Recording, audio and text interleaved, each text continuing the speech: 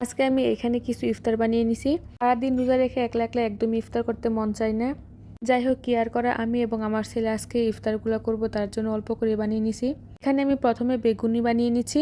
এখানে আমি অর্ধেকটা বেগুন দিয়ে 4টা বেগুনি বানিয়ে নিছি। তো শুধু আমি একলাই খাবো, তার জন্য আর কি অল্প করে বানিয়ে নিছি।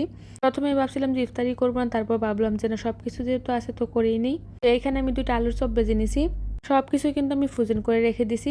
যে সময় যে কয়টা লাগে ওই কয়টাই কিন্তু বাজি করে নিচ্ছি। এখানে কিন্তু অনেক সুন্দর করে ফুলে উঠছে আলুর চপগুলা। সব বেশি খাইলেও কিন্তু অনেক ঝামেলা, গ্যাসের অনেক সমস্যা করে। অল্প করে কিন্তু ইফতারগুলা আমি রেডি করে নিচ্ছি। তারপর আমি কয়েকটা পেঁয়াজও ভাজি করে নিব। প্রথমে ভাবছিলাম 2 থেকে 3টা ভাজি করে নিব, তারপর কিন্তু এক এক করে 5টাই হয়ে গেছে। পেঁয়াজের মধ্যে কিন্তু সবকিছুই মাখানো ছিল। ফ্রিজ থেকে নামিয়ে কিন্তু তেলে দিয়ে দিছি। আর এই তো এখানে কিন্তু সব এক এক করে হয়েও গেছে। তাদের আব্বু কলিকের বাসায় দাওয়াত ছিল, তার জন্য আর কি আসতে পারে নাই। তাই প্রথমে ভাবছিলাম আমি একলা একলা এসব বানাবো না। যাই হোক, এইদিকেও কিন্তু ইফতারের সময় হয়ে আসছে, আমার সবকিছু কিন্তু রেডি হয়ে গেছে। এর মধ্যে আমি এখানে চিয়া সিড ভিজিয়ে নিছি। আমাদের ইফতার রেডি হয়ে গেছে, এখন শুধু আজানের অপেক্ষায় বসে আছি।